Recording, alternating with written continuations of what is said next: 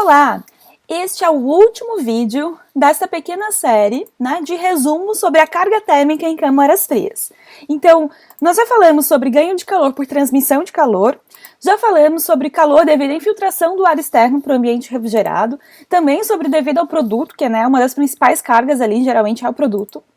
Ganho de calor devido à iluminação, pelos motores que estão no ambiente, ganho de calor por empilhadeiras, ganho de calor por equipamentos de processo, ganho de calor devido às pessoas e devido aos equipamentos de refrigeração. Estes três últimos são o tema deste vídeo de hoje.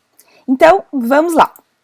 Ganho de calor por equipamentos de processo, vamos pensar assim, né? Numa câmara pequena, onde eu tenho ali para armazenamento, num pequeno supermercado, dificilmente eu vou ter equipamentos de processo ali dentro.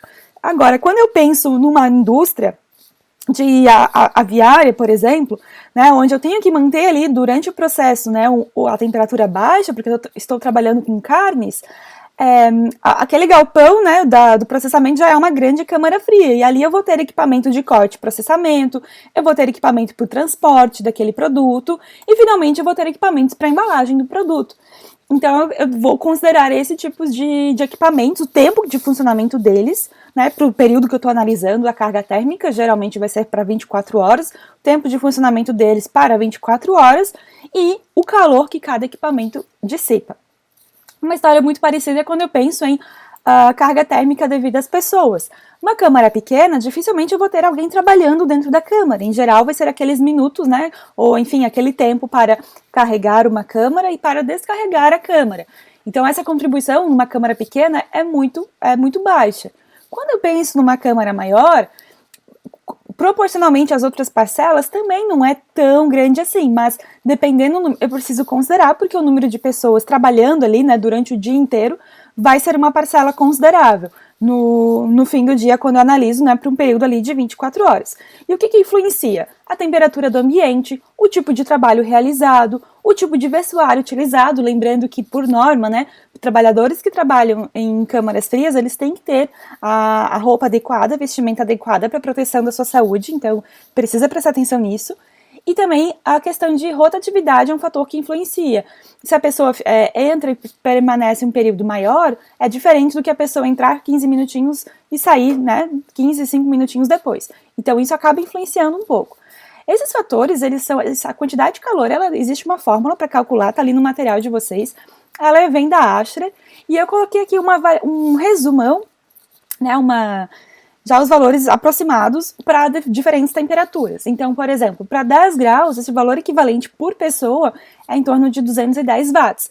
Quando eu trabalho numa câmara de congelados, por exemplo, a menos 15 graus, o valor que cada pessoa emite é equivalente a 360 watts. Então, vejam como a temperatura é um fator bastante importante para a emissão de calor. Obviamente que isso é um valor médio, né? Vai depender do metabolismo de pessoa para pessoa, mas em projetos nós trabalhamos sempre com valores médios. Então é preciso prestar atenção nisso. Quando a rotatividade das pessoas é muito alta, eu posso considerar esse calor equivalente mais ou menos uns 20, 25% superior a esse valor apresentado, porque tem essa questão de trazer o calor na superfície da pele até esse calor ser removido, então tem ali uma estrinha que nós podemos considerar. Quando a pessoa, né, entra ali no ambiente, trabalha por um período maior, então eu posso considerar esse valor que está na tabela mesmo.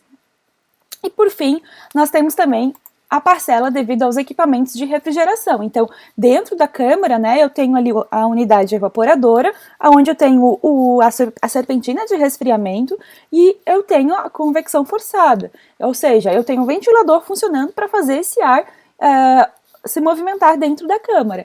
E esse ventilador tem um motor que vai dissipar calor ali dentro do ambiente. Então, eu preciso considerar essa potência do motor pelo tempo que esse motor vai ficar ligado, né? E, geralmente ele vai ficar ligado bastante tempo, ele vai ficar desligado no momento que eu atinjo a temperatura, até aumentar a temperatura de novo, se é um dia de carga baixa, e também o tempo de degelo, onde ele fica desligado. Outro fator que nós devemos considerar é caso eu tenha controle de umidade nessa câmara, eu provavelmente vou ter um reaquecimento. Então esse reaquecimento, ele vai também gerar uma carga extra que a minha serpentina ali precisa remover. Então eu preciso considerar esse calor ali também. E por fim, o próprio calor devido ao degelo, né? De tempos em tempos, aquela evaporadora precisa ser feito o degelo nela, e esse resistor elétrico, essa resistência, né, vai gerar calor, e esse calor, que justamente está derretendo o degelo, está também influenciando o meu sistema, está aquecendo o meu ambiente. Então, eu vou precisar considerar isso. Em geral, utilizam-se, né, esses degelo para unidades onde o evaporador trabalha abaixo de zero. Então, observe que a câmara pode estar com a temperatura ambiente em 2 graus acima de zero.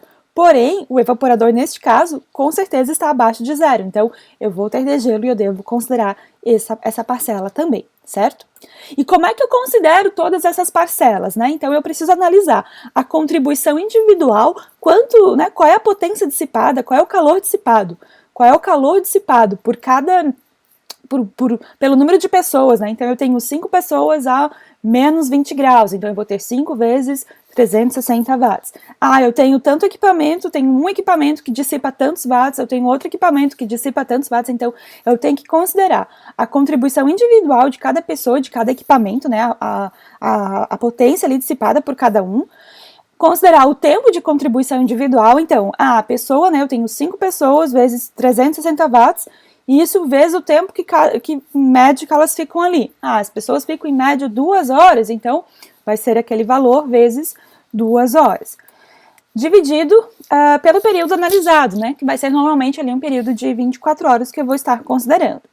E eu tenho que prestar bastante atenção nas unidades de medida, né, no momento de fazer esse cálculo, né? Se eu estou trabalhando com watts, quilowatts, às vezes a potência vem em quilocaloria, às vezes pode vir em outra unidade, então eu preciso prestar atenção. Né, quilocaloria por hora, não potência, mas pensando em capacidade de refrigeração. Então eu preciso prestar atenção qual é a unidade, né, de medida e utilizá-la corretamente. Ok, pessoal? Espero que tenham aproveitado esses vídeos e bons estudos. Até mais!